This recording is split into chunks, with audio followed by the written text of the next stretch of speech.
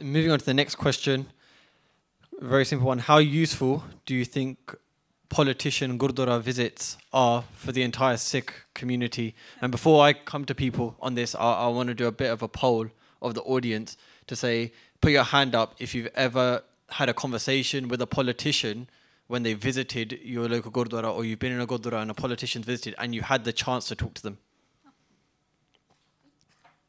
And keep your hand up if that was a conversation that you could have had free from any party aides beside you, free from a press officer next to you, free from any sort of party people around you.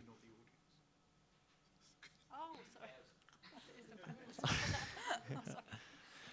So on that, I want to go now to Harsimrat Kaur Benji as well, because you've been sort of in a Gurdwara visit, you know about it.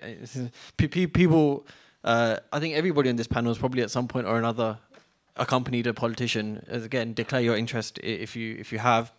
But do you think that these are useful for the entire Sikh community when politicians do this? I can't remember the last time I accompanied a politician to a Gurdwara, to be fair. But I do know of lots of examples. So for me, I think it depends on what the purpose of that visit is. If it's a photo opportunity, then definitely no, it's not useful.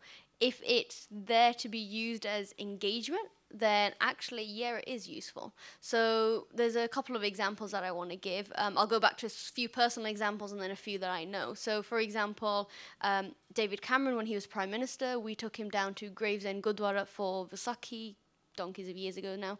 And actually, we had a good discussion with him in terms of what it means to be a Sikh and what is important about Vaisakhi. And actually, he learned a lot from that. You know, he didn't know what Vaisakhi was before, and now he does. The other angle is, this wasn't even in a Gurdwara, this was over email, believe it or not.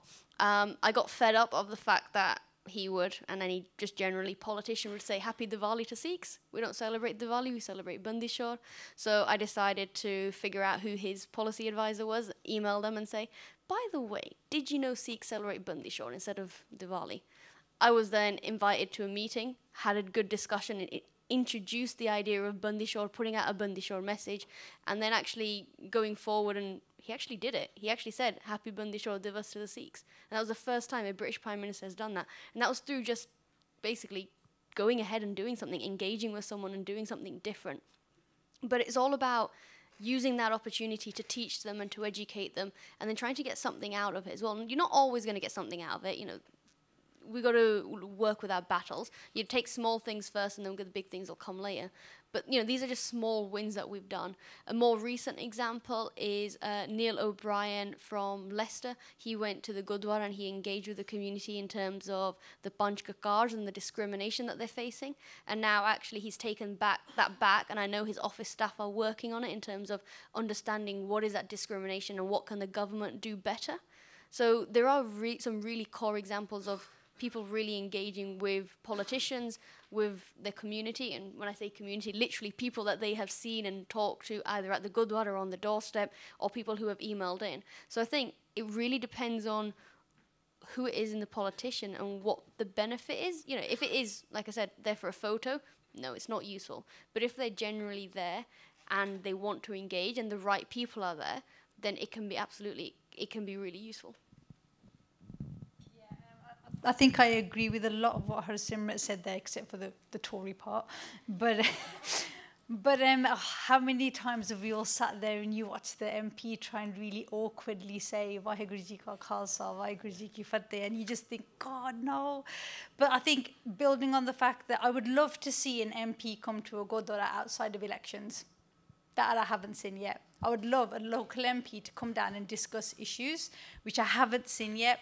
Also, I just think our Gurdwaras that are inviting MPs have a responsibility to set a clear agenda of what is important. For example, there's some, you know, there's Gurdwara in Smerik, there's a lot of work around grooming and all the stuff that you guys do there. Maybe an invite from your Gurdwara to an MP to discuss those specific issues in an open forum. That would be a practical use of an MP that takes away that feedback, the restrictions, the hardships that you're possibly facing. Another community, I know in my community, where in Handsworth Wood, we've had a lot of people speak to us about alcohol abuse and related issues such as domestic violence, CSE. Would I like an MP to come down and know that you want that to go to a high level to see that BAME communities need better funding to deal with issues around alcohol abuse, domestic violence? Now, this is a massive issue across, you don't have to be Amritari, non-Amritari,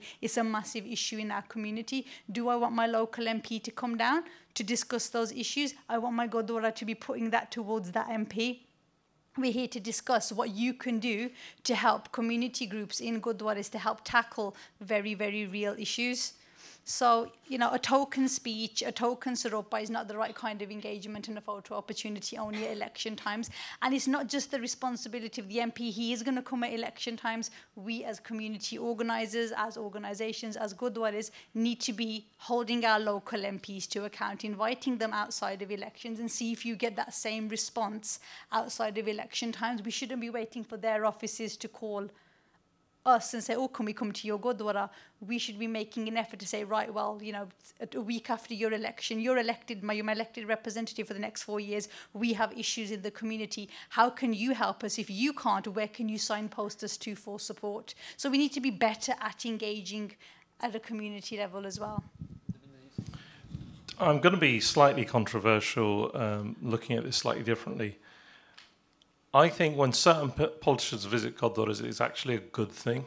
And I'll give you two examples. So when David Cameron went to Sri Harmandir Sahib, or Justin Trudeau went to Sri Harmandir Sahib, it put Sikhs centre stage across the world.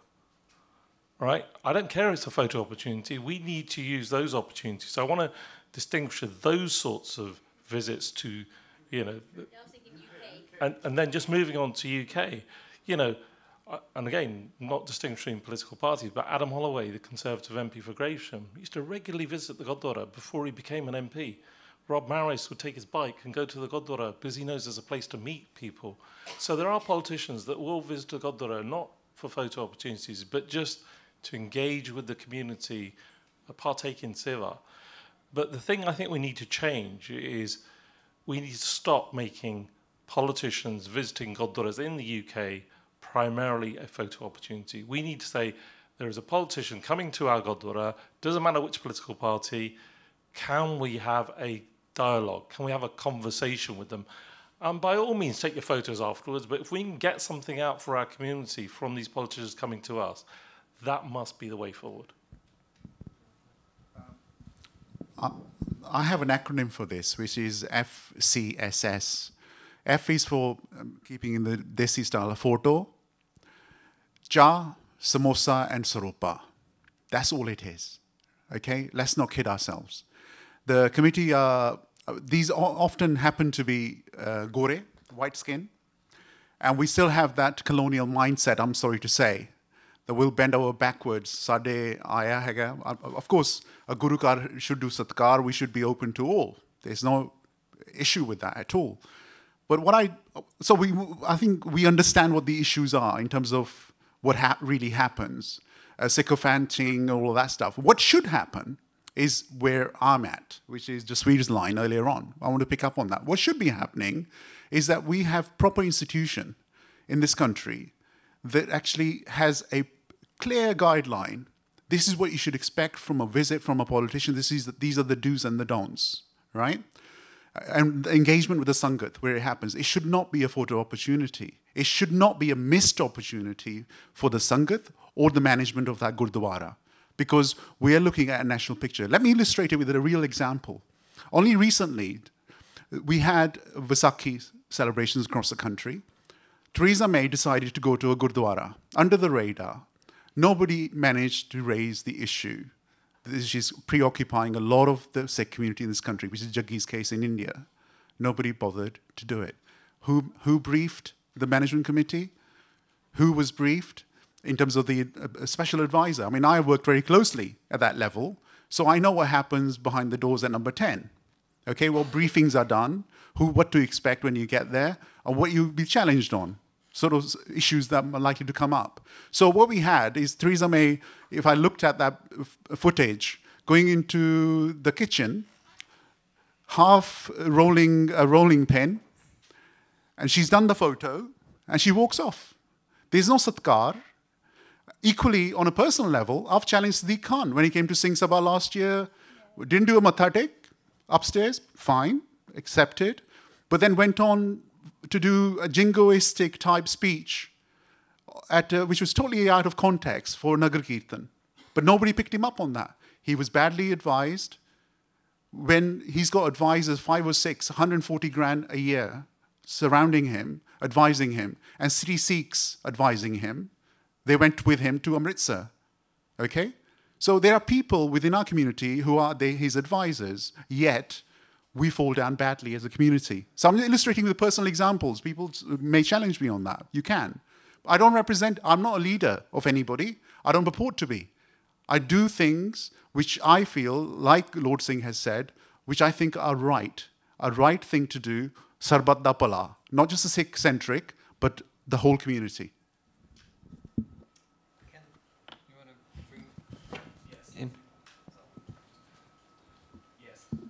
Thank you.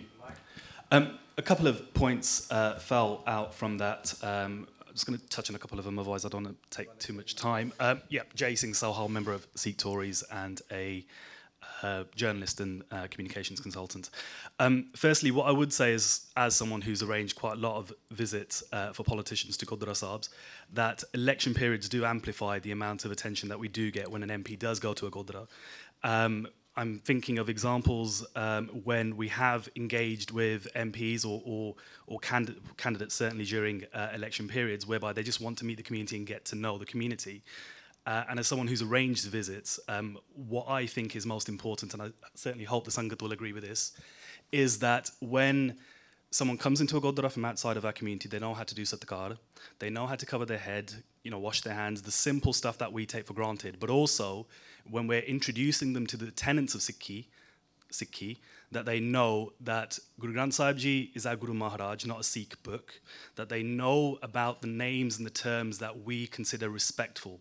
And every single time I've done a visit, I've made sure that that person going in has understood that.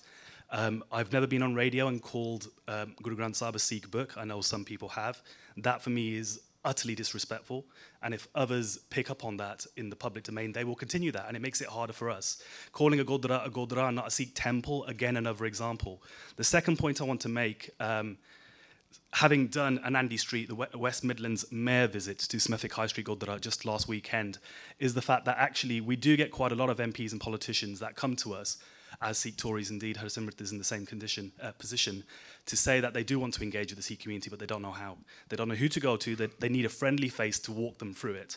Now, with Andy's visit the other day, I'm sure Sangat here know about this. He came purposely to launch his faith manifesto and the results from it. We had a dialogue, we had engagement. A lot of that is not often amplified. When we do share it on social media, Sikh Council were tagged, Sikh Federation were tagged, we don't get any retweets, but it's not our job to search for social media amplification. That's the politicians, press advisors, media advisors. So when it does take place, we do need that to be amplified.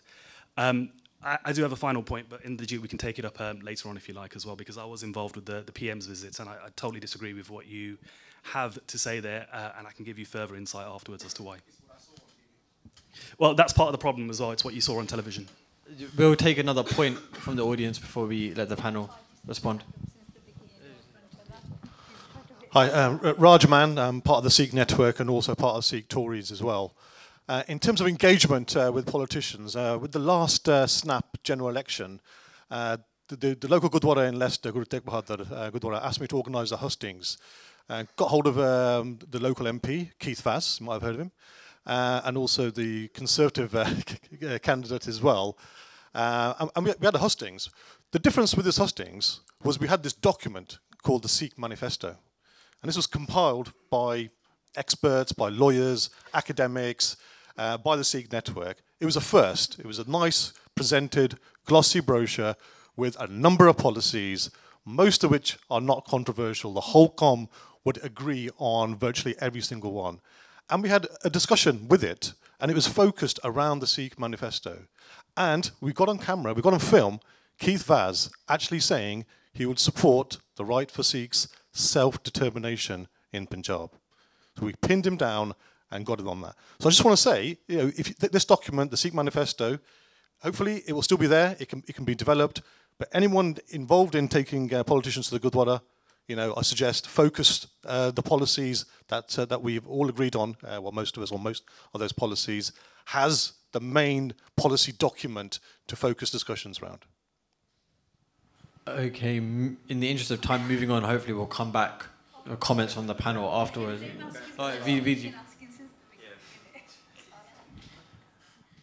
Thank you. I'm Hardeep Singh, and I just wanted to pick up on a question which I think will probably generate iqda hopefully across the panel, and create some sort of solidarity amongst everybody. And that question is linked to what Sukhvinder Kaur sort of briefly touched on, and it's grooming, which is a very real issue. Now, the media continues to deliberately refer to those convicted in sexual grooming gang cases as Asian.